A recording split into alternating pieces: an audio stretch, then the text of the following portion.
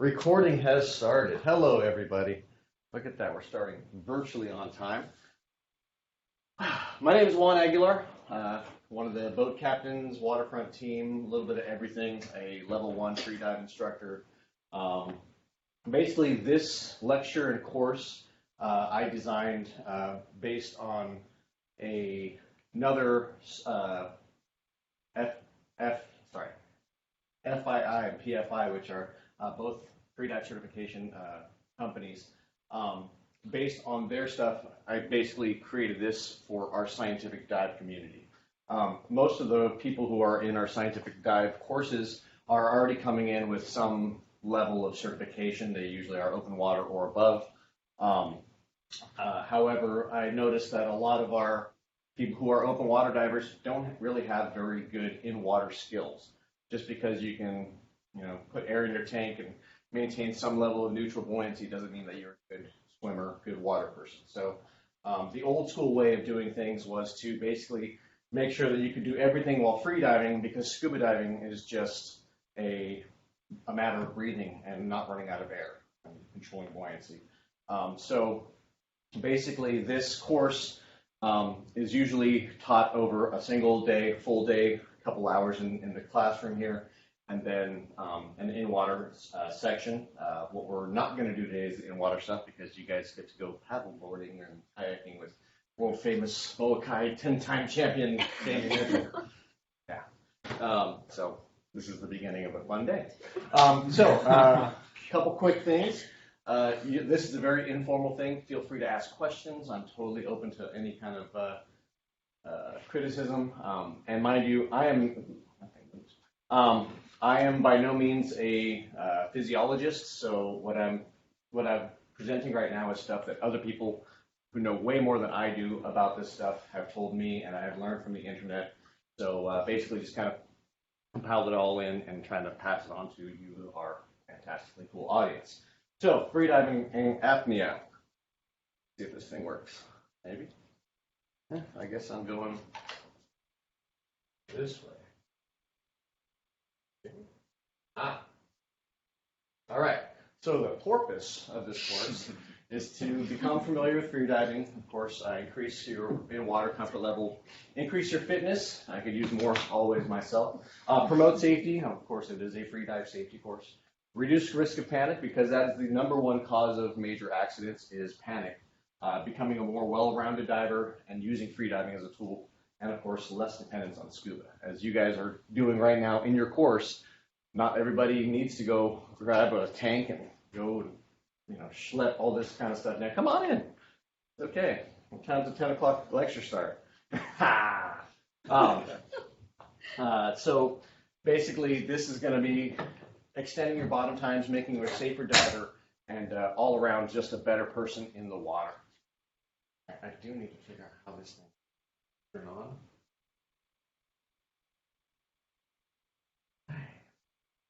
All right. Here we go. A couple quick definitions. Apnea, just holding your breath.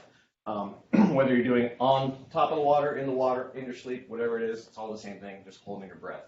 And of course, freediving is doing apnea while in the water. For the main part, while you're snorkeling, as soon as you're holding your breath, technically you are freediving, whether you're in 6 inches of water or 600 feet of water. Hey, look, we got more customers. Hey. All right. So freediving obviously has a very long history. Humans have been using the ability to hold their breath and go underwater for many years for various different things. This right here is just one shell that's 7,400 years old, taken from Santa Rosa Island. So obviously the Channel Islands have been inhabited for a very long time, and a way to get protein out here was to get in the water and pick up the shells, and hopefully there was meat in them. However, it goes back even further than that, and even before this, there's evidence from over 100,000 years ago of humankind using the ocean for sustenance. And nowadays, more freediving activities or uses include still food. Now we just are a little bit spoiled. We got actual cool gear instead of just, holding our breath and trying to see blurry underwater. Recreation, I don't highly recommend trying to do this, but if you end up doing it, go right ahead and take a picture. You might make yourself Instagram famous. Economic, of course, if you can get it, you can sell it to somebody else and make yourself a little bit more wealth. Of course, sponge diving, there is a hard hat suit and all that stuff, but initially it was done before the advent of scuba and that kind of stuff. It was all done on freediving. The Japanese pearl divers, probably one of the more famous women groups of divers who've been doing that for 1,000 years. And then the Korean Hanyo, they are mainly out of Jeju Island, which is a small island about the size of Catalina off the southern coast of South Korea. I had the pleasure of diving with them a couple years back. Me and my wife went over and got to see these amazing women doing amazing things into their 80s. The youngest one I saw was probably in her mid to late 50s. They've been doing this for thousands of years. Traditionally, women would do all the work and men would just sit there and wait and kind of say, hey, don't work so hard. Drink soju, smoke cigarettes, and say, no, seriously, don't work so hard. Come on back. And it still goes on to this day. It's pretty interesting to see. However, these women are absolutely amazing in the water. And if you ever get a chance, please go see them before they are no longer around. Basically, it's kind of a dying art form. Of course, research. You can see this guy's a girl, guy, one of the two, is actually going down to implant a tag into some hammerheads. One nice thing about this is it's non-invasive, other than just doing a little poke and you can get a skin sample. That way you don't have to hook them, put a lot of stress on the animal, bring them up to the surface while they're super stressed, then poke them, prod them, get them out of the water. No, do what you got to do. And you, of course, can film it and get a little bit more data that way as well. And, of course, anything you can do, I can do better. Competition. There's many different disciplines in freediving competition.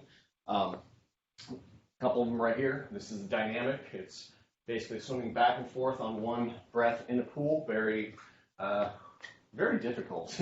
Wouldn't believe it. There's some crazy cool records, some friends that do it, and it's absolutely wild. And then, of course, there is straight up and down. This is either constant weight with fins or free immersion. A couple different disciplines and all these things. And the exciting thing of watching a body float, that is static apnea. That is actually more mental than physical. There are many different types of world records, but mainly that one is the longest typically because you're not moving. The current world record, I believe, is somewhere in the 12 to 14 minute range. My personal best is 4 minutes, and that was pretty nuts in itself. My personal best for just regular constant weight with fins, just about 105 feet. So not that deep. However, these people are doing some absolutely crazy deep dives. And yeah, so plenty of videos online if you want to watch a guy float for 20 minutes. They actually also have another discipline where there's oxygen assisted. So these people breathe pure oxygen for an hour or so before they begin their breath hold and they float there. I think the record for that is over 22 minutes. Yeah, so you can watch a whole episode of Friends. Of course, like I said, the purpose of this course is safety. Kind of going to go through all this one by one, but safety is number one when we're out there. We want to be able to come back home to our friends' family, and of course, have our friends do the same. Dan reported incidents. The main incidents that are reported to Dan are scuba diving in nature. From the freediving aspect, usually it's more of a fatality because there's such a little room for error when it comes to freediving. On scuba, you have a tank full of air on your back. You got a couple minutes to figure things out. You can, get yourself out of a jam, so to speak. But on freediving, you don't have a lot of time. So the idea is to make sure you know what to do before it ever happens. So and you have practiced it before that. However, the incidents that are reported to Dan about freediving, mainly in entanglements, diver boat accidents, which is a very, very real thing, especially out here. It's like playing on the freeway out here. That's why we always recommend flying a dive flag, flying a float, or having a float in the water and staying next to your boat. We do have a lot of traffic. You'll see in a week or two, 3 weeks now. Buccaneers Day, it's going to be a zoo out there and plenty of drunk dummies out there, so be very careful, and if you can, avoid just boats in general. Diver animal incidents, of course, we always like to see those beautiful sea lions. They can get quite aggressive if you have fish on you. Have some very fun video with that stuff too. Of course, solo diving, never dive alone, always have a buddy, somebody to watch your back. Excessive hyperventilation, I'll go into why that is a big no-no in the freediving world. Shallow water blackout, one of the most dangerous things to freedivers, and of course, failure to drop weights. Couple things about freediving is when you're freediving, we all have the mammalian dive reflex. Basically, any animal, whether it's a cetacean to our harbor seals and humans, of course, we all have a natural response to cold water on our face and also the buildup of carbon dioxide in our bodies. So a couple things that happen. There's a really neat thing that in a truly freedive certification course, not just our safety course here, we do an ice bucket challenge, kind of a neat thing. It's not where we pour it over our head. We have a bucket and we stick your face in it while you're wearing a pulse ox, and it tells how quickly your heart rate drops. Within about a minute, most people experience about a 50% reduction in heart rate, and it doesn't feel like it. It's really, really weird. I'm sure you guys have heard of stories of children drowning and then being revived hours later after being pulled out, and it's the body's reaction to save itself. So that's the heart rate reduction.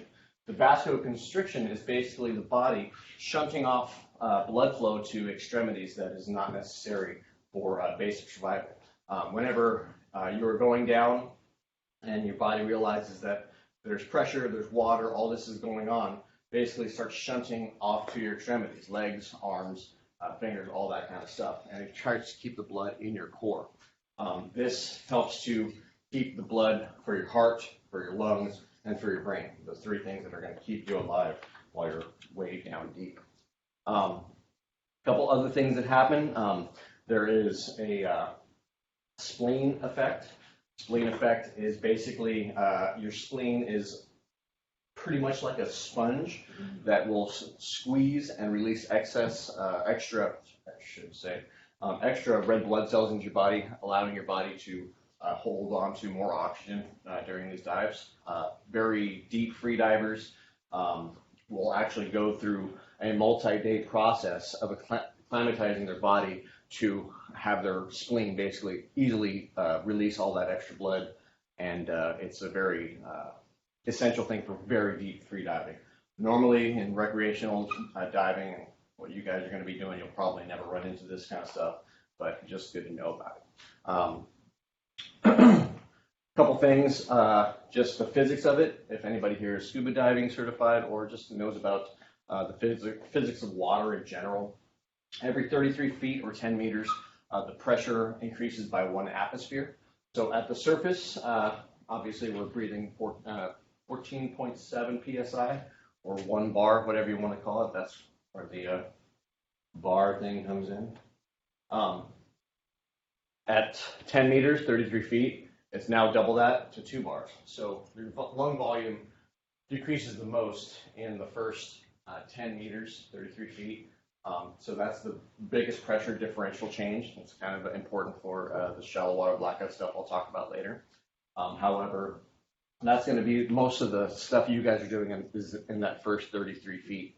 It's going to be the most challenging to get your body used to, because you take a full breath at the surface. You dive down, now it feels like you only have half a breath. I'm sure you guys have gotten down there and been like, oh gosh, I have to get back up. And you get back up to the surface, and right before you hit the surface, like, oh, I'm fine. I'm totally fine. Oh, yeah. And then you get back up, and oh, well, I could have stayed down there longer. And you go back down there, oh, I'm out of breath. Now imagine going even deeper. Just thinking about going down to 30 meters, now you have, 1.5 liters, so compared to a full breath of 6 liters. So it feels like you have just gone, now there's 100 feet between me and the surface. It's kind of a long way, and it's a very big mental challenge. So a couple quick records right here. We have CNF, constant weight with no fins, 100 to 2 meters. Constant weight with fins, 129 meters.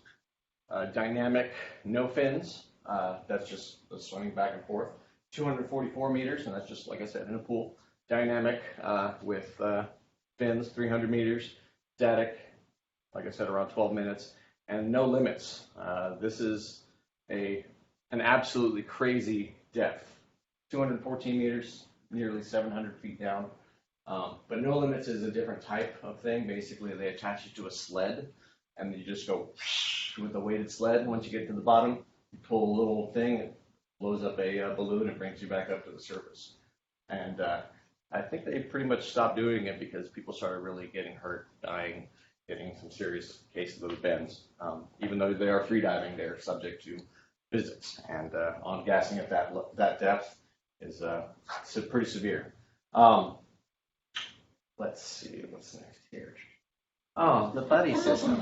I know.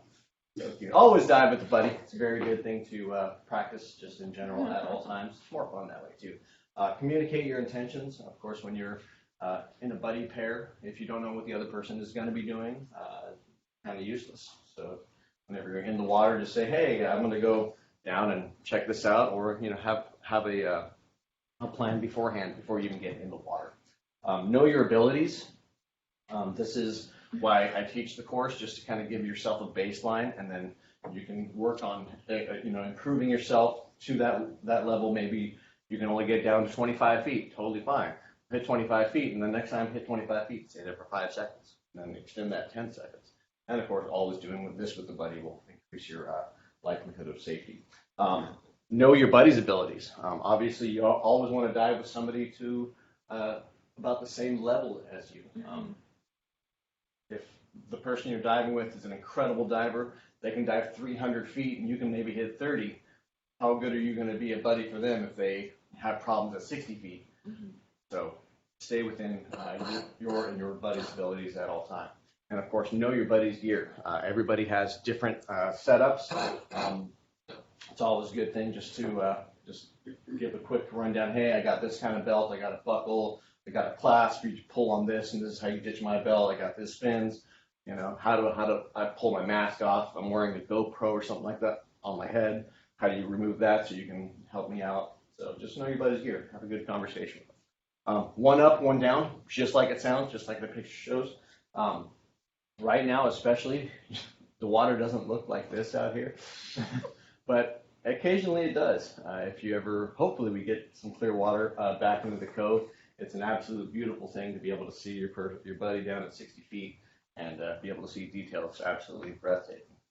However, watch your buddy at all times while being the buddy on the surface. Know what to look for if they are panicking, if they seem anything other than just calm and smooth and under control. If their fin breaks, their mask gets knocked off by a whale that's passing by, you never know. Just kind of keep an eye out. If you lose sight of them, which is a real problem right now because you can't see more than 30 feet, or when they're diving in the kelp, if they go through the kelp, where did they go? This is where you go back to communicate your intentions. Like, hey, I'm running a 5-meter transect right along this little area. Oh, I should know that they're popping up right then. Okay, I'm going to check my watch. I know the bottom time is about 30 seconds at best, so if they're not up in 30 seconds, I'm going to probably dive and try to find them where they just were, just in case they have any kind of problem. If they appear to be struggling, of course, assist immediately. And of course, relax and breathe up so you can perform any kind of assistance or rescue if necessary. Breathing up. Breathing up is basically a term we use for various breathing techniques. Of course, everybody has a different resting breathing rate. However, a good method to use for relaxation breathing, I'm not sure if the camera's going to get this, but is a 4-second inhale. You hold for 1 second at the top, and then a 10-second exhale. I want everybody to sit up. We're going to breathe a little bit. It's okay. All right, so you're going to do a 4-second inhale. Ready? 1, 2, 3, 4. Hold, and 2, 3, 4, 5, 6, 7, 8, 9, 10. Hold, and 4 in. exhale, 2, 3, 4, 8, and 10. And basically, this technique utilizes the principle of your body's natural tendency to lower its heart rate during exhalation and slightly increase during inhalation. So you have a 4-second increase, you hold for a second, and then breathe out for 10 seconds. Then you hold, and then you breathe in, and then breathe out. And breathe in, and breathe out. So as you can see, slowly your heart rate decreases over time doing this relaxation breathing. That is one of the best ways to ensure a good breathe up is this nice, slow breathing method. Another very useful tool is diaphragmatic breathing. Does anybody know about diaphragmatic breathing? So diaphragmatic breathing basically involves using your diaphragm and actually getting your stomach and belly out of the way so you can actually take a full diaphragmatic breath. Infants at birth breathe from their stomach. You ever try breathing?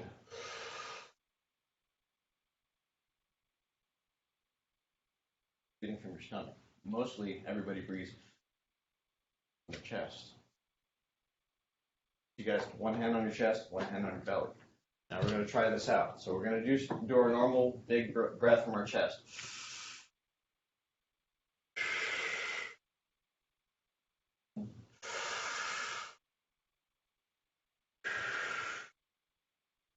Now we're going to practice distending our bellies and not moving our chest and breathing in at the same time.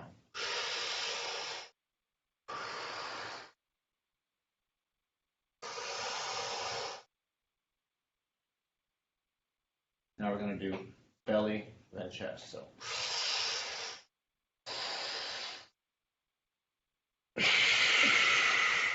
You've just doubled the amount of air your lungs can hold. So doing this it's a very old form of yoga breathing, and it helps. It will kind of get you a little loopy if you do it too fast. That's why we do that little hold at the top, hold at the bottom. So knowing how to use your diaphragm during breathing, getting your stomach out of the way, will increase your lung volume, increase your breath hold capacity, and will just generally help you relax as well. So again, breathe slowly, breathe calmly. The types of breathe ups that first one, like I was talking about, just from your chest, that's just your normal everyday breathing. Second stage is using your belly diaphragmatic breathing. Then of course third stage is a little bit more advanced. I don't like to really teach it, but basically it's using your mouth and your neck muscles to pack extra air. And so you'll see other, like the professional, super crazy record divers, they're pressurizing their lungs. Looks like they're almost like a fish out of water, sucking air in using their mouth. I don't like to teach it because you can overpressurize your own lungs. You can pop a lung just by doing it too many times. So if you're get into that, cool. Me, I don't deal with that. Don't hyperventilate. I'll go a little bit further into why hyperventilation is very, very detrimental, dangerous, and just frowned upon in general shortly, but just don't do it. And of course, one of the big things is a minimal surface interval should be twice the previous dive's time. So that basically says if you dive to 15 feet for 30 seconds, how long should you stay on the surface? A minute? All right. So yeah, and it's just to help your body recoup and reoxygenate itself to its full extent. And of course, relax when you're breathing up. Couple things about blackout. Deep water blackout, it's basically the same as no water blackout. It's just holding your breath till you run out of oxygen. It's the same whether you're 400 feet down, 20 feet down, on the surface, in the sky, whatever. If you run out of oxygen, you're going to go unconscious. Just the name of the game. It's rare that it happens to free divers because typically when you're down there, your body's screaming, let me breathe, and it's gonna, you're gonna come up, and obviously you've been doing this for quite some time. You'll make it up to the surface well before you get into that. Main causes of deep water blackout for free divers is entanglements. some sort of gear failure, just kind of pushing themselves too long, becoming focused on a specific task for too long of a time and too deep. Shouldn't have a big problem with that, but just know that running out of air sucks. The most dangerous thing for free divers is shallow water blackout. Shallow water blackout is the same kind of method of basically losing consciousness due to lack of oxygen, but the physics behind it is what makes it the most dangerous. What happens is it's, again, caused by inadequate levels of oxygen in the brain, but it mainly occurs during ascent, usually within the last 15 to 20 feet before you hit the surface. The expanding volume of air in your lungs causes the partial pressure of oxygen to decrease quite rapidly. The lungs pull the oxygen from the blood, reversing normal lung function, and basically the urge to breathe is triggered by a high buildup of carbon dioxide. And the lack of oxygen is actually not noticeable. And of course, hyperventilating increases risk. So the basic, this is, level 1 physics kind of stuff is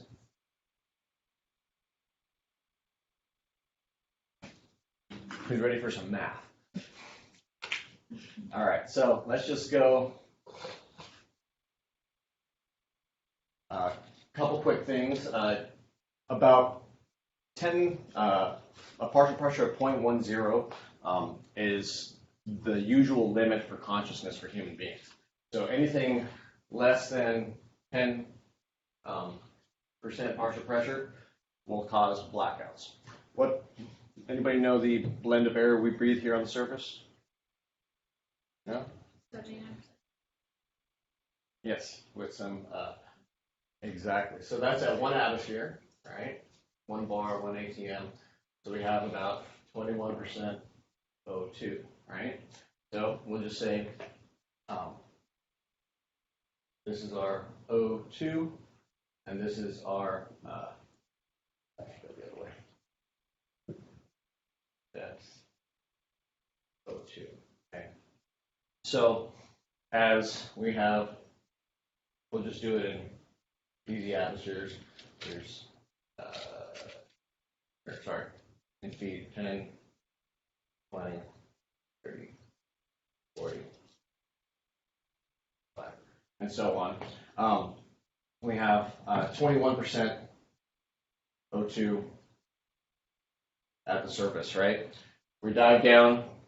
In a perfect world, we go down to 30 feet. Actually, you know what? We'll do it in. Sorry, I haven't done math in a while. So we'll do this in meters. Sorry. So 10 meters, 20 meters, 30 meters, 40 meters. So at the surface, we got 21%, right? So let's say we dive to 30 meters, fantastic dive, and we don't use any kind of oxygen all the way down.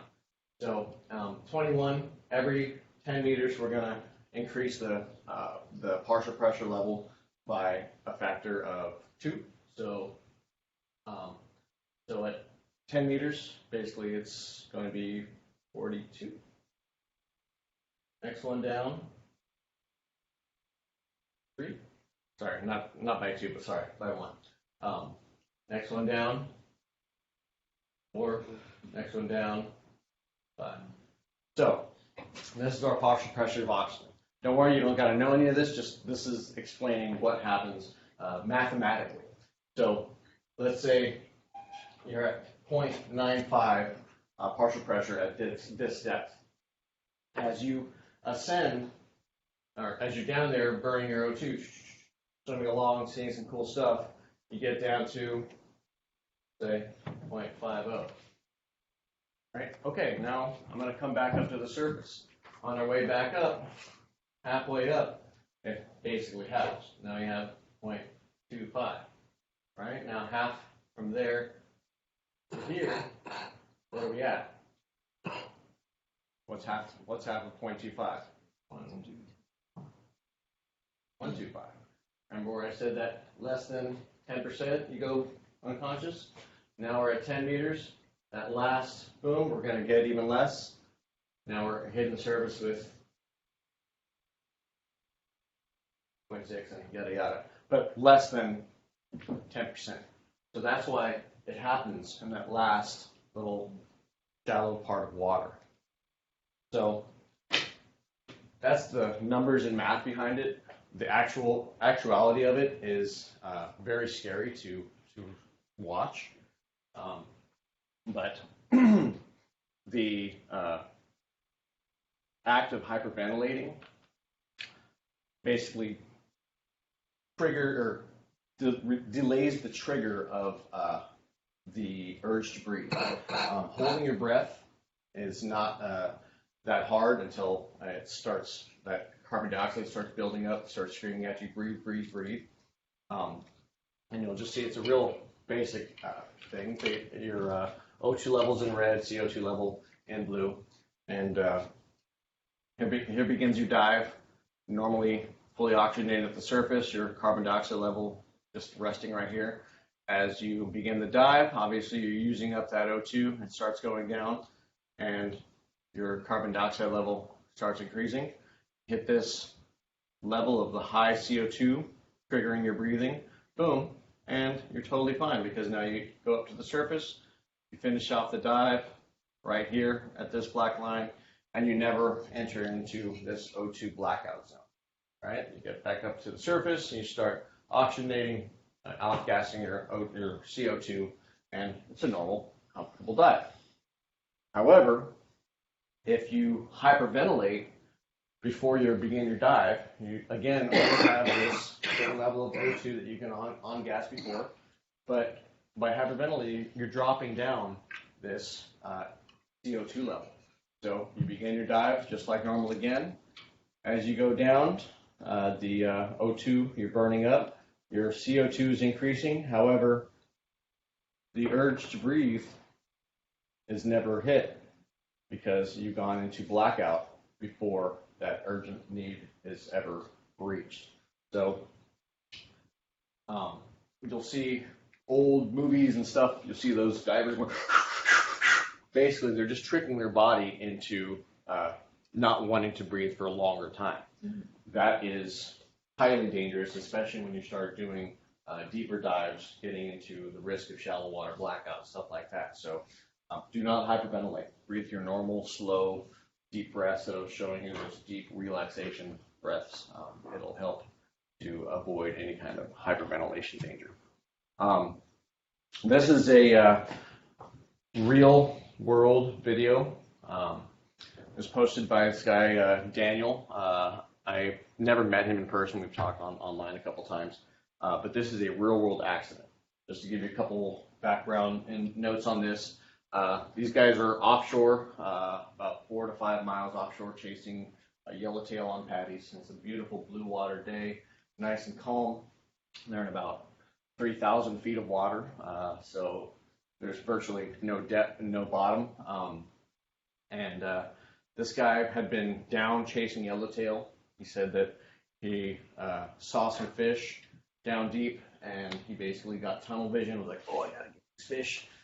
Kept on going, kept on going, kept on going. Wasn't able to pull the trigger and take a shot at this fish and realized, oh crap, now I'm really deep. I'm really gonna have a problem, start getting up.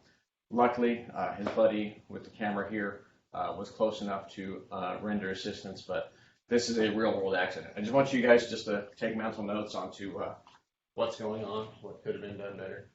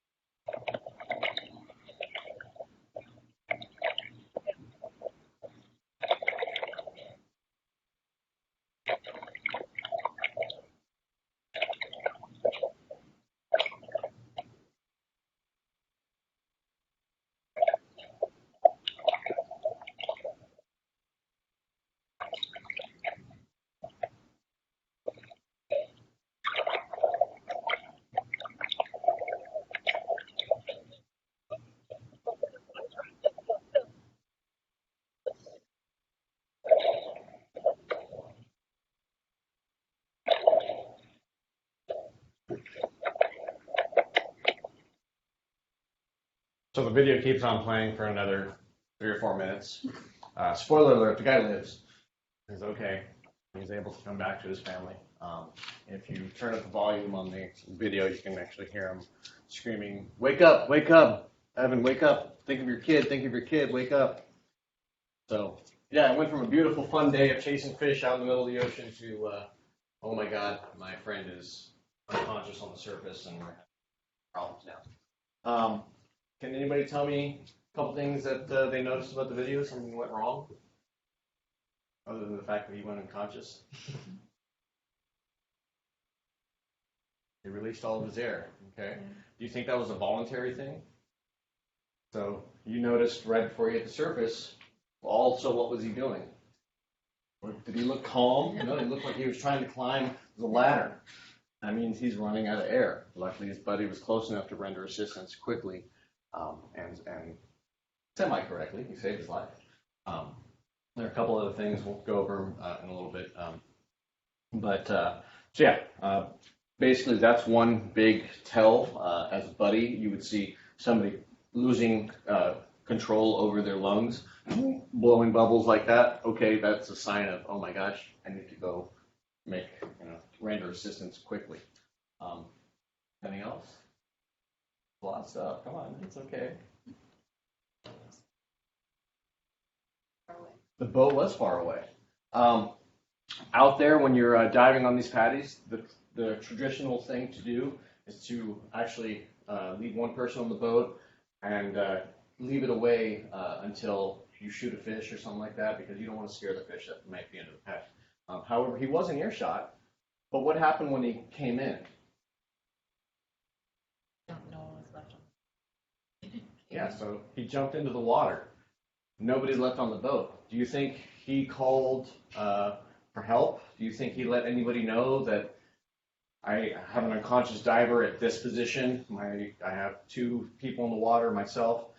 Any stuff like that? Yeah, he didn't. I guarantee it, because you can see it just happened super fast.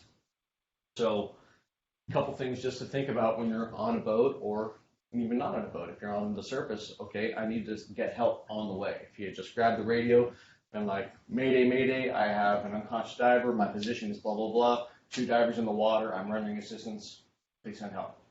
Drop the mic and go help. But then he jumped out of the boat. What happens if the wind is blowing one way and the current's going the other? Now you're in 5 miles offshore, nobody knows where you're at, and you're having worse problems than just unconscious guy, because you can probably revive him. Anything else? Held on to the spear gun. Held on to the spear gun. Dumped all of his gear. Yeah. Do you think your buddy won't buy you a new spear gun? And if so, you should have let him keep on going back down to the bottom. So yeah, if you didn't know, ditching gear is okay. Gear is replaceable. You are not. What were you going to say? I was just going to say, would you want to do rescue tests? So there's a good series of steps before you ever get to assisted breathing or artificial respiration. I'll go over that very shortly. You'll see some videos, but it's basically called the blow, tap, and talk. Couple things he did right. Anybody? Tow back to the boat. Got him back up to the boat. What did he do while towing him? Kept his face above water at all times. Make sure that a victim is up on the surface. Speaking of the victim, right before he hit the surface, he looked like what? Totally fine, conscious, and then hit the surface, and then what happened?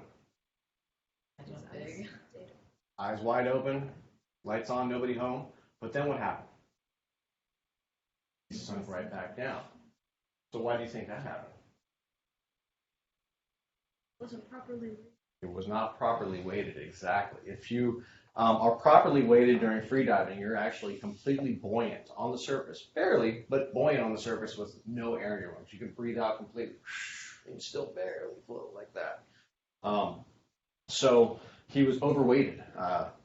Freedivers have a bad tendency, me as well, to overweight to compensate for trying to get down nice and stealthily. Spearfishing is all about being quiet and trying to sneak up on your prey. So it's the less splashing you have to do on the surface, the less chance you're going to have of spooking off your fish. So it's a bad habit we should all break. We should all be properly weighted to be neutrally buoyant, or sorry, positively buoyant at the surface, even with a full breath of air out of our lungs. Let's rewind a little bit. We're offshore. We're doing this stuff. We see our buddy panicking. What did the guy do right? The guy with the camera. He began swimming over to him. He got close enough to render assistance. Boom, he saw that he went down. He was there. That means he's close enough. He was watching one up, one down. What happens if he was on the other side of the paddy chasing his own fish? Now, oh crap, the guy's at 100 feet, and I'm just watching my buddy sink into nothingness. There's a famous story of a diver seeing his buddy sink out, and he couldn't catch up to him. But he shot through the fin, hit the fin, and dragged his buddy up from about 100 feet. Saved his life. It's a shot of a lifetime right there, quite literally.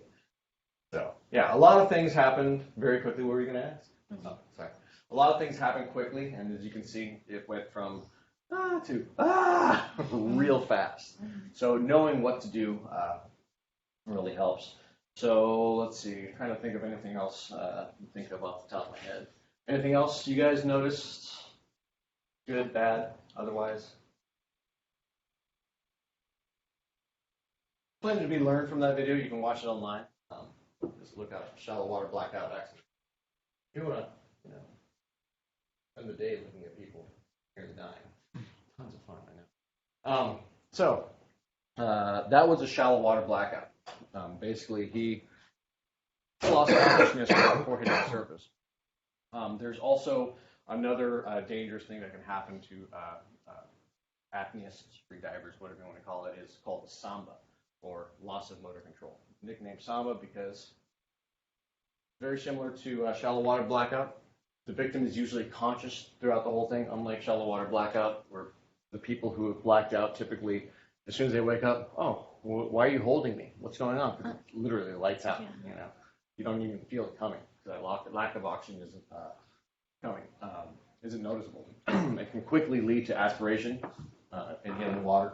High risk of drowning, of course, can be difficult to recognize. It's nicknamed samba due to the motion of the body.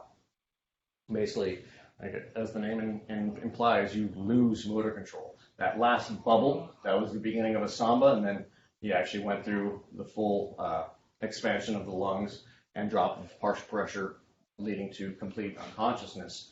But the samba part, he's kind of twitching, you'll see in the video, which is right now. You're getting me sick, Jason. I'm not bad at you. So this is kind of an extreme case of the sambas. It looks very scary. Mind you, the guy on the bottom right with his looking up at the stars, that's the guy going through it. He's conscious this whole time. He just can't do anything about it. That's why we have safety divers and all this kind of stuff.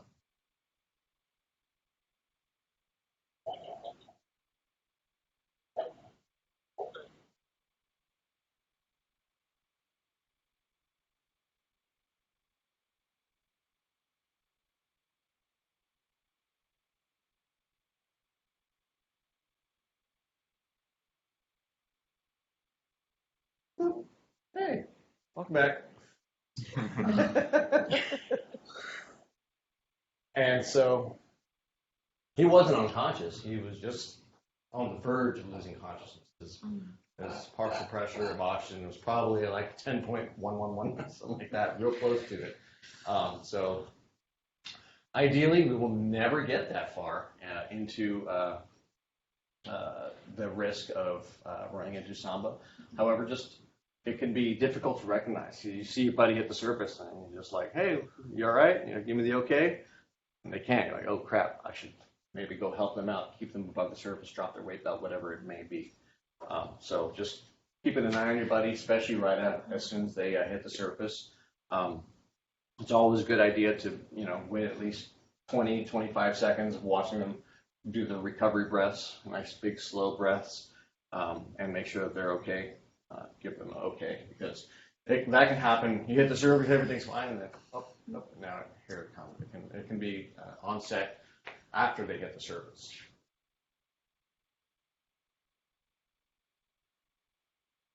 Here's another one. This one is a little bit more real world. This isn't as a crazy, dramatic, shaking, convulsing kind of thing, but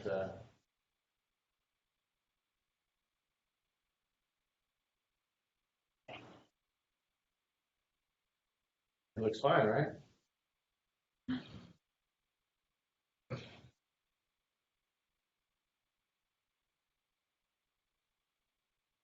That's another song.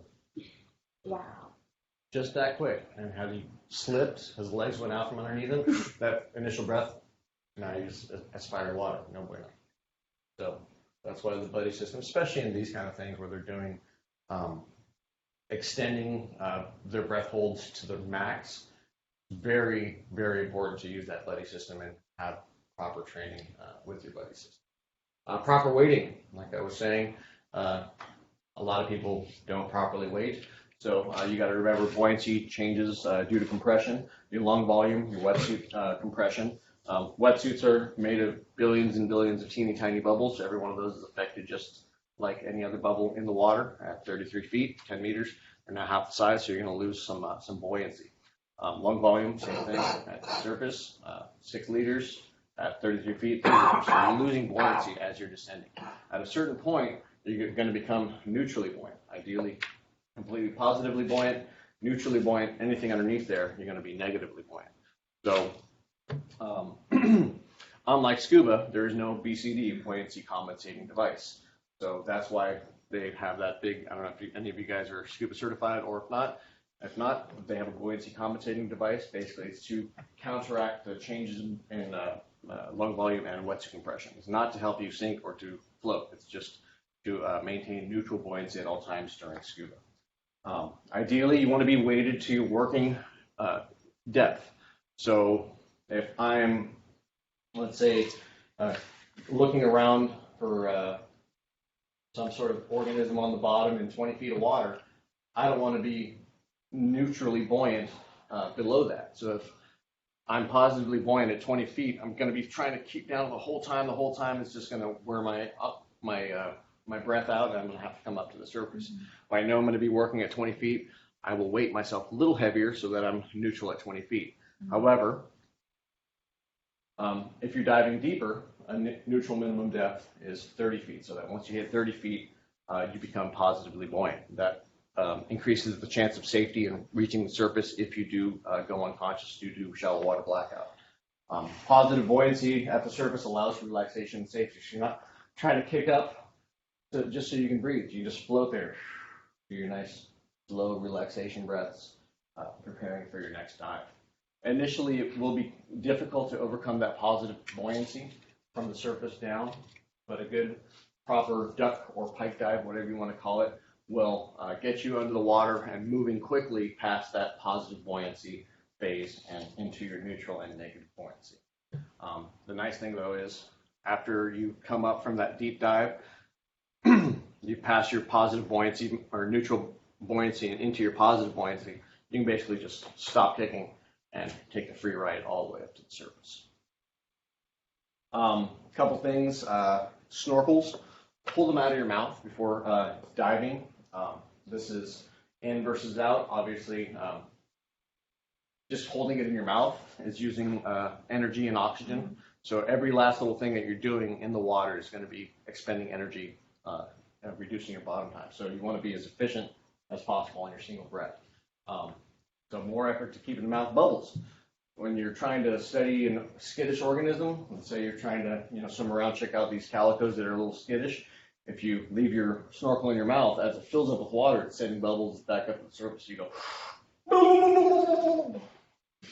and they'll be like, oh, I don't want to get next to that because bubbles are typically an aggressive stance from sea lions. If any of you ever had a sea lion come up and go, it's an aggressive posture.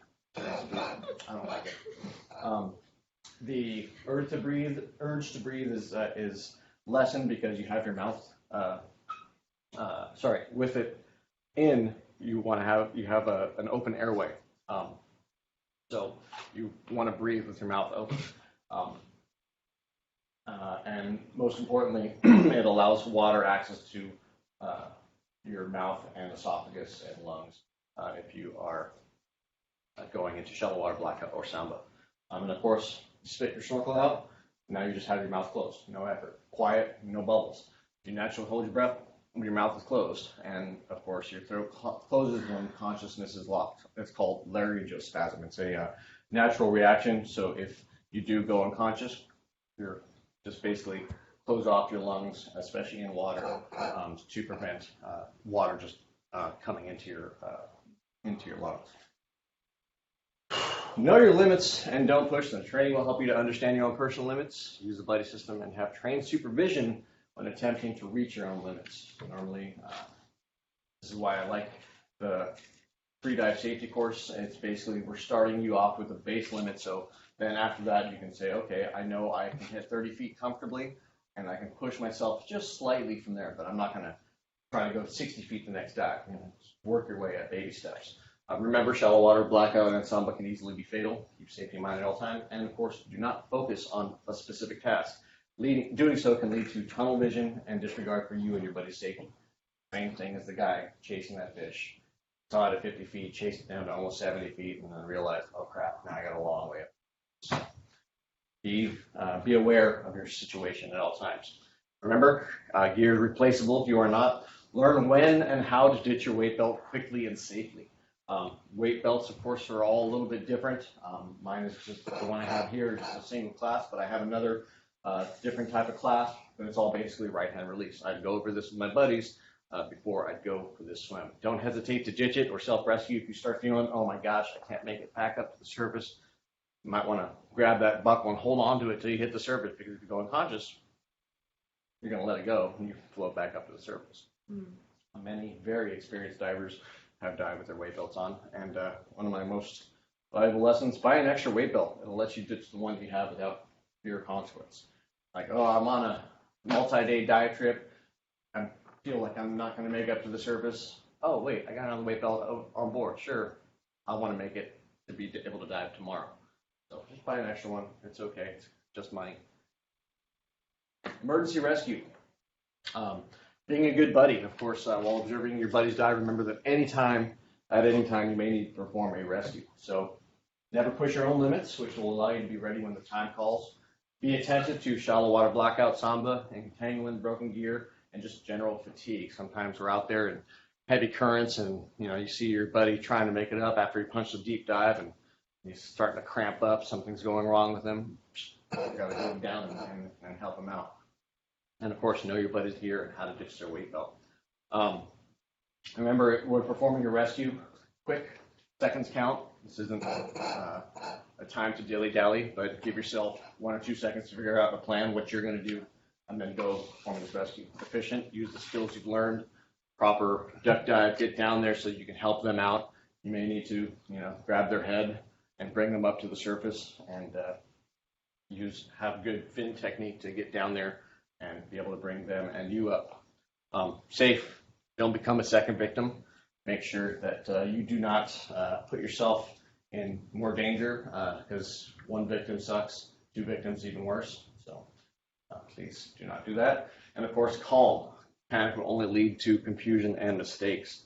You always want to do these things prior to ever having to do them in real world situations, which is a nice thing. Taking a proper freedive certification course, not just the safety course. They'll go through a full round of rescues down at 30 to 50 feet, depending on your skill level. Basically have you bring them up to the surface using what we call the head sandwich. Bring them up to the surface, remove their mask, do all the proper things to bring them back, and if not, then you practice a tow.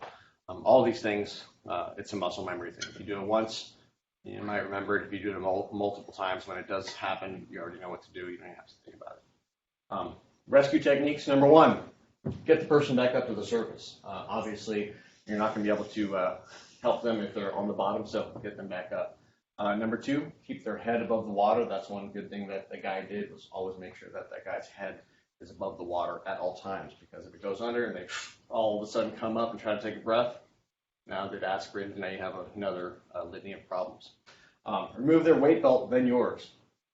Why is it in that order? Except for Jenna. knows. Anybody? Bueller? Bueller? As they start sinking, you can get them. Precisely. If you've taken your weight belt off before you've taken theirs, you lose a hold of them for some reason, they sink out. Oh no, trying to get down, and I can't get down, and you're going to possibly have some sort of organ issue in that. So, yes, once they hit the surface, if you can even do it down underwater, release their weight belt down there. It's okay. Hopefully they have another one on the boat. So their weight belt, then yours. Now you're both positively buoyant, ready to make your way back to the boat. But before that, you want to remove their mask. Removing their mask now opens their cranial nerves right above their eyebrows, exposing them to cool air. I don't know if you noticed that video where the guy, the first Samba guy, his buddy held his head and it looked like he was trying to spit in his face. What he's doing is blowing hard onto those cranial nerves. That will initiate a response of taking a quick breath, which can begin basically bringing you back to consciousness. Remove their mask, then blow, tap, talk. Once you're on the surface, you can blow right across their cranial nerve, tap, wake up, talk, wake up, blow, tap, talk. If that doesn't work, then you perform a rescue breath. Of course, lean their head back, close their nose, make sure that their airway is open. 1, 2 rescue breaths, a couple more taps, nothing. Give them maybe one more round of rescue breaths, and then get the victim out of the water, whether it's onto the dock, onto a boat, wherever. You're not going to be able to render more assistance in the water. But on the way back, if they still have not regained consciousness, remember, keep on giving them artificial respiration all the way back to the boat. Keep their head above the water. And make sure if there's anybody on the boat, you're screaming for them. Call help, call Coast Guard, call 911, something. Get the victim to emergency medical services as quickly as possible. They may have aspirated, you can't tell. Trust me, a lot of people have drowned the next day when fluid in their lungs was unnoticed, and could be bad news. So this is a video of a freedive competition, I believe, in Greece a few years back, and these guys are pushing their limits every single time because they're going for their personal records, world records, all this kind of stuff. One thing I want you to notice is all the rescuers performing the rescue techniques, they're all calm. Look at how calm. They know exactly what to do. They see these things happening before the divers do because they've been trained to watch out for it. Everybody is not panicking. It's going to get loud for a sec.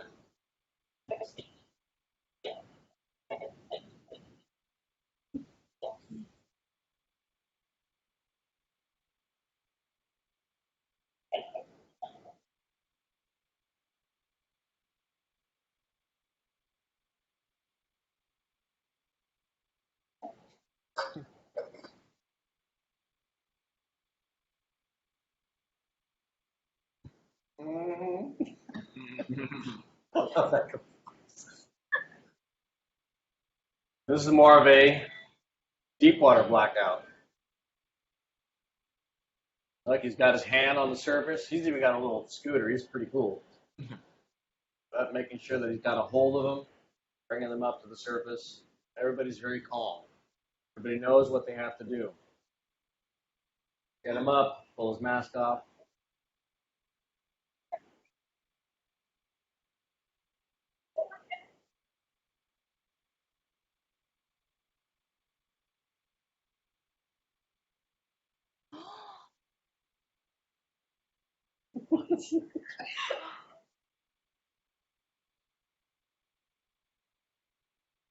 That's the head sandwich I'm talking about.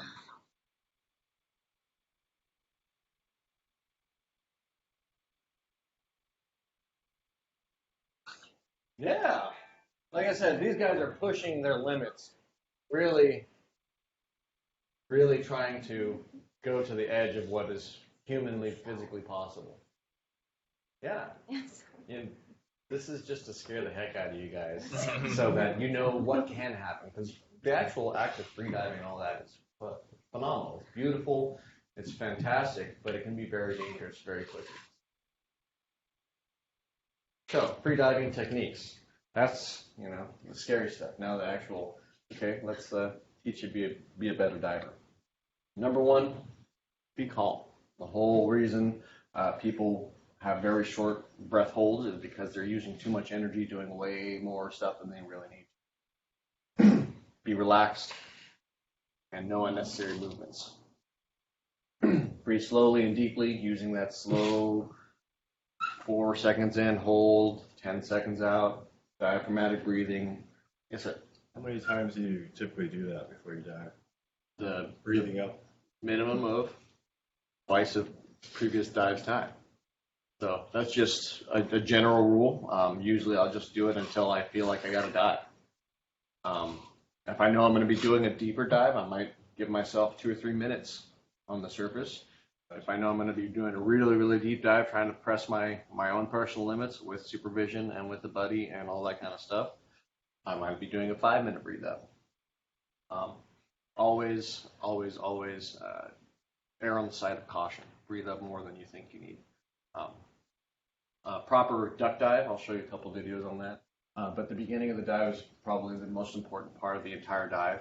Getting yourself into a full inverted pike position, streamlined in a straight vertical, is very difficult and takes a lot of practice. Normally what we do is take you guys out into the cove here, set up lines to give you a good reference, and basically we'll have you dive down the line and keep it straight in front of you the whole time, looking directly at the line, not doing this, not going all over the place, but staying with the line so that you're going in the shortest distance possible to the depth you would like to go.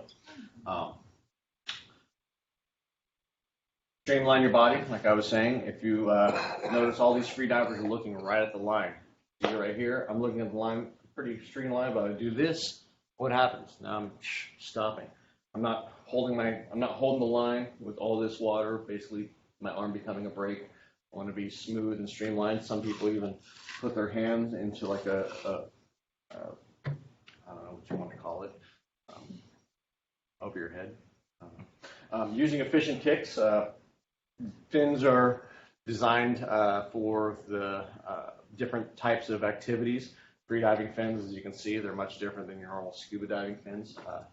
So a proper fin kicking technique is essential, and it's a very good thing to practice over and over.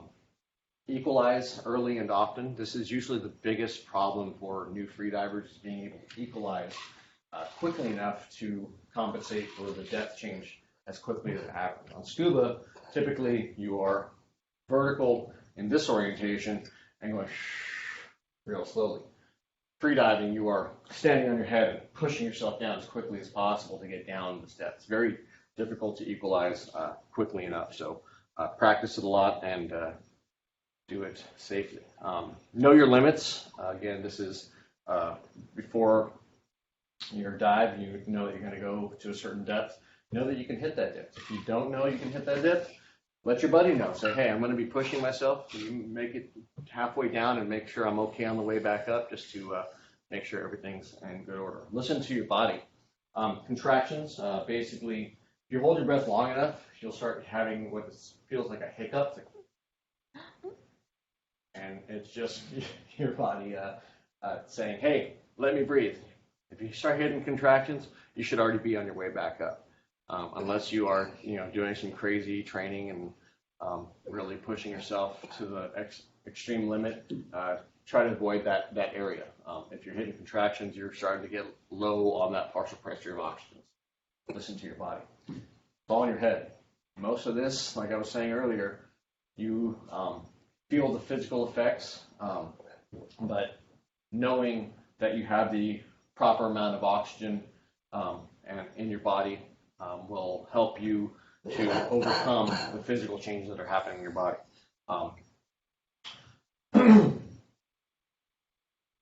Take the free ride up. Once you're positively buoyant, stop kicking. Let the buoyancy bring you back up to the surface.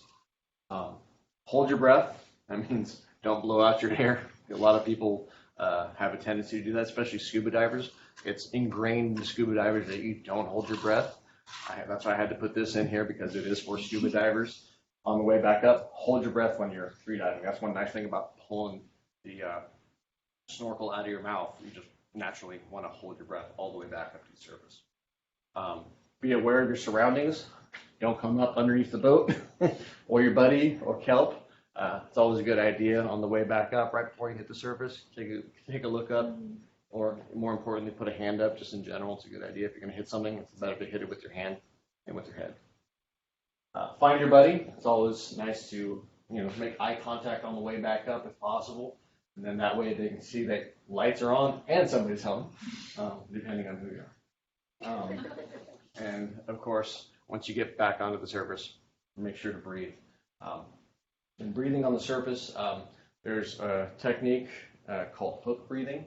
I'm not going to really go into it, but basically it's a method of repressurizing your lungs, which basically entails like taking a half a breath out and then filling your lungs back up, not doing a just for like a halfway out,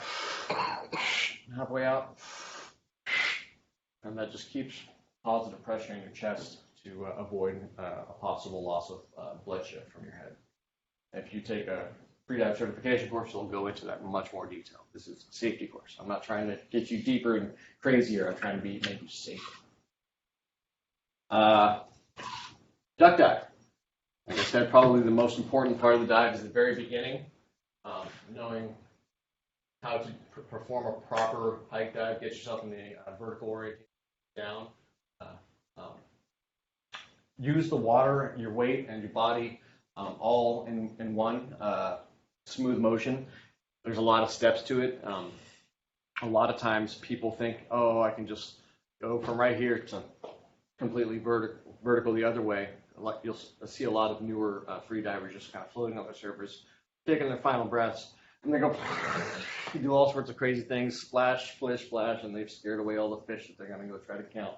So, no, ideally you should be completely silent, smooth, and one smooth motion, and everything happening with precision and grace.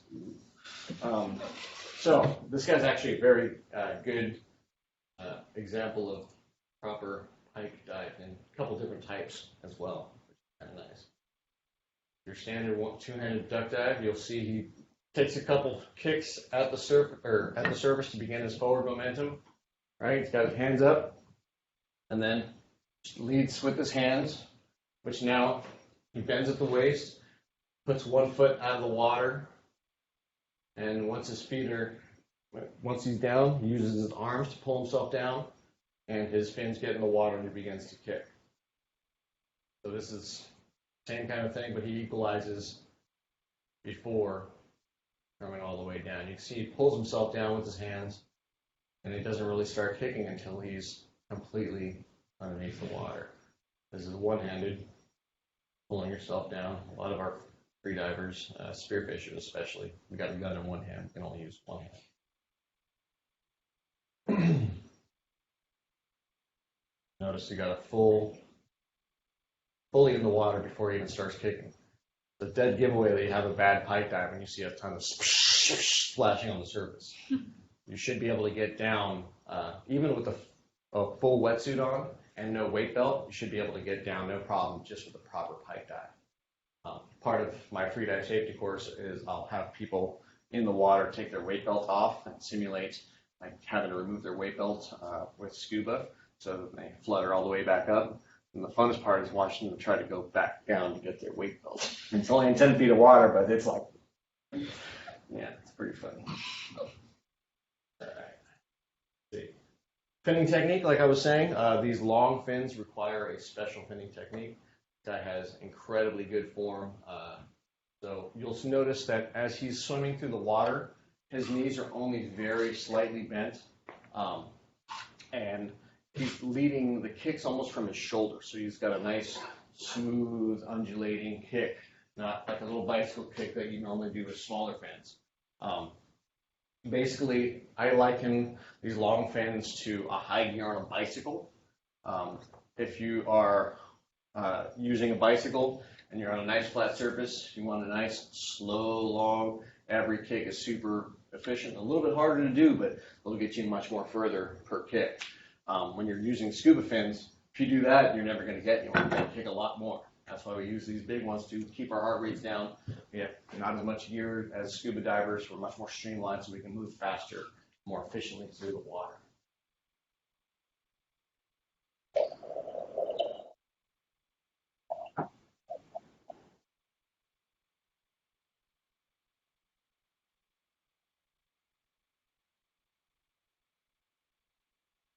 Very slightly bent knees, his shoulders slightly undulating.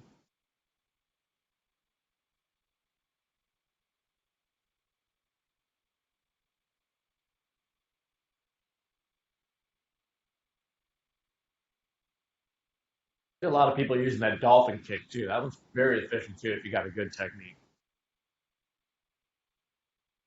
See, very slight bend on the knees.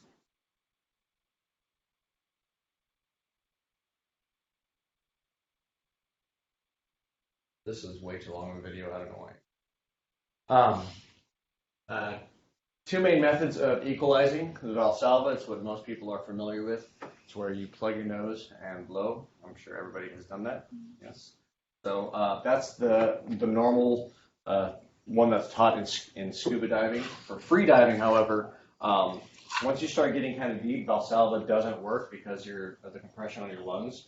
You don't have enough volume and air in your lungs to be able to equalize your eustachian tubes and your sinuses. So Frenzel is a slightly different technique where basically you close off your mouth with your tongue so that you equalize. Try to practice equalizing with your mouth open. Can you do it? Anybody? Try it. Plug your nose. Like you're making that sound. That. Closing off your mouth using your tongue and then equalize. That's a more Frenzel technique. And that's mainly for deep diving. Valsalva works just fine, but mainly remember equalization is one of the most important parts of the dive. You're going to have to do it early and often.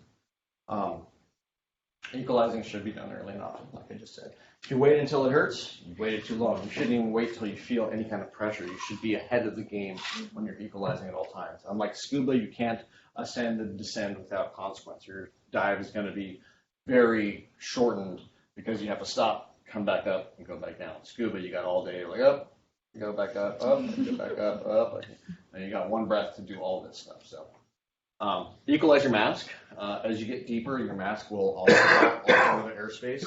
So as it gets tighter on your face, little air into your mask will prevent you from blowing out vessels in your eyeball, which is not a pretty sight. If you can't equalize, cancel the dive. If it starts hurting, don't push it because you want to be able to dive the next day. If you do some real serious damage without an air drum, it can be very bad. Decongestants can help. Mucinex is a good one.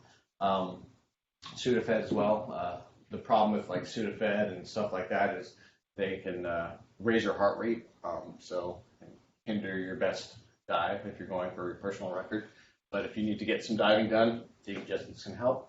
Avoid dairy products. Milk and whatnot cause excess mucus to form in your eustachian tubes. I know it's a beautiful subject. And can possibly hinder your equalization. But most importantly, hydrate. Make you a better diver. Free dive gear. This is always a fun one to go through. There's a huge variety of gear, but luckily it's much simpler than scuba gear.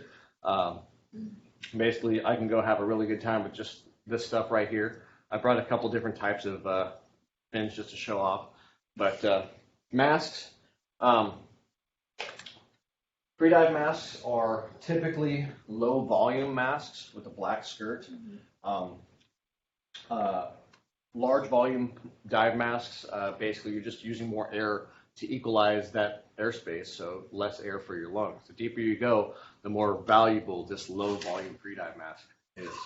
And it's also much more comfortable. You can get them, there's huge varieties of free dive masks out in the market.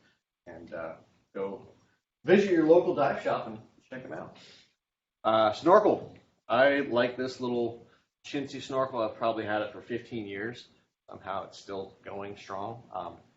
But for free diving, you basically want to stick to these top two. These semi-dry and dry, like the little flopper thing on top. Don't bother with them. They're going to just basically get in the way. Nice large bore for a good exchange of air. No trying to breathe through a straw kind of feeling. Comfortable mouthpiece. I like the purge valves on the bottom because once I have something in my mouth, I just drool. So I don't want to try to be breathing my own drool. And if any water does come in, it'll go out that way just fine.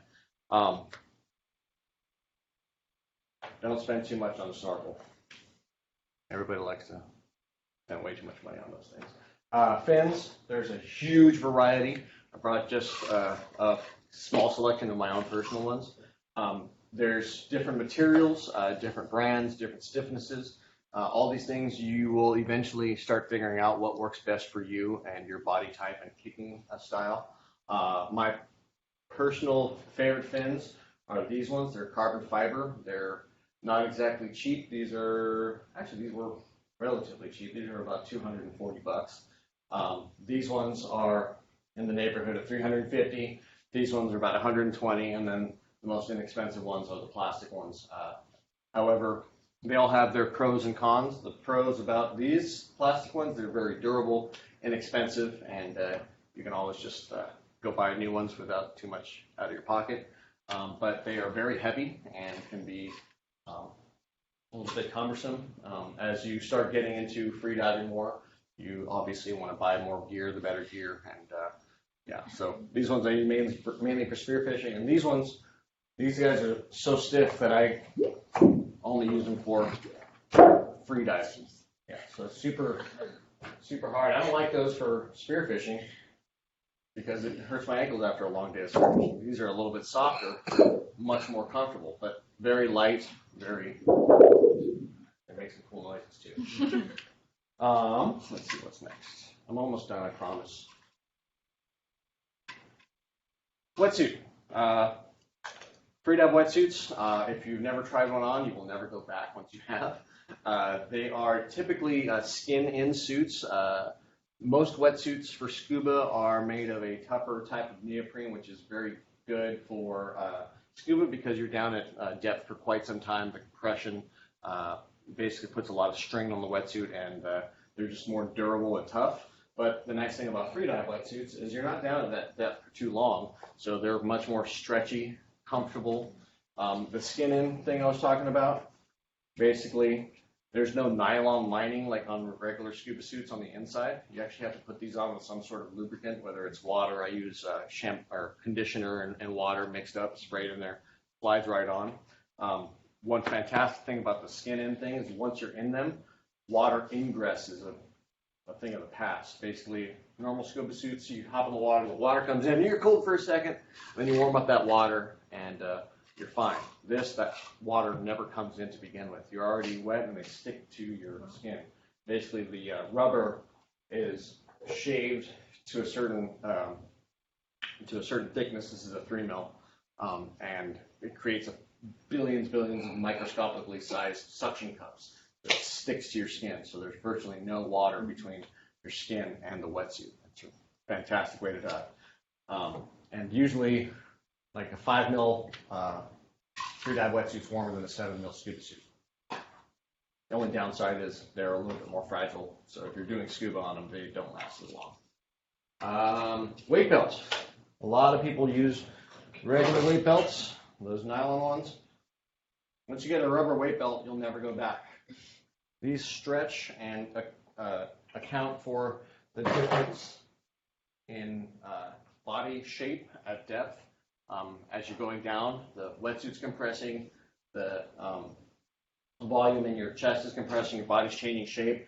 This will help to keep it on your body at all times.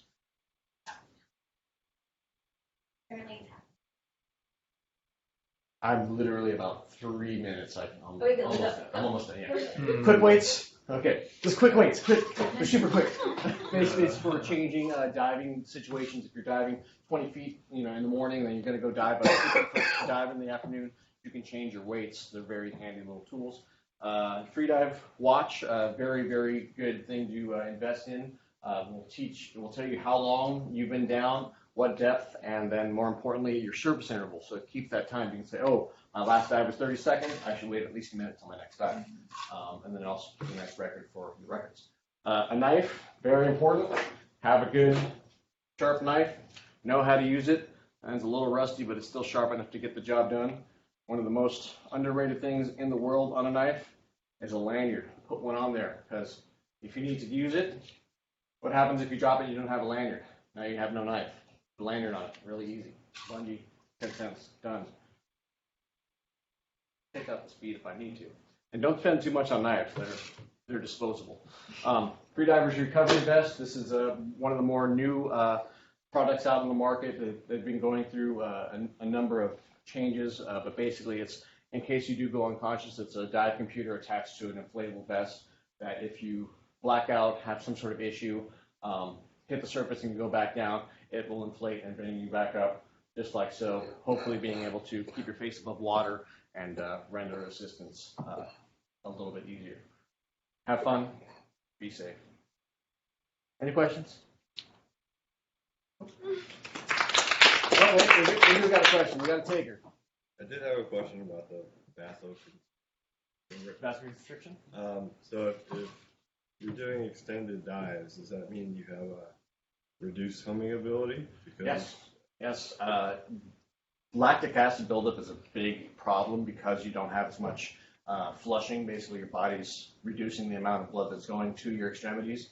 So when I was doing my personal best 100-foot dives, by the time I hit 30 feet on the way back up, my legs are burning. So you do lose some ability to flush out that lactic acid. Once you hit the surface, start breathing again, things will start kicking back in, and you'll flush it out of your body and whatnot. It'll be a lot better. And then the breathing up, I'm assuming you lose a lot of efficiency in that if you're doing that on a snorkel. Not as much as you'd think. If you do a proper good breathe up, the volume of air that you're moving is much greater than any snorkel. I mean, you lose that much, but I mean, you lose that much just in your esophagus.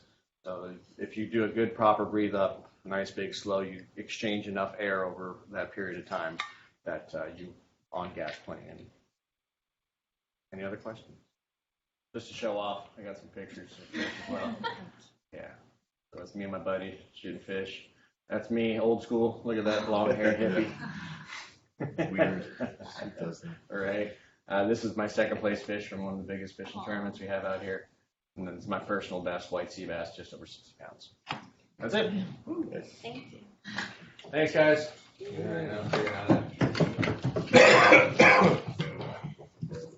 Anyone who's going to cat, I think we're pretty much leaving now. All right, you guys go catch what's his face? Remember, coming to cat.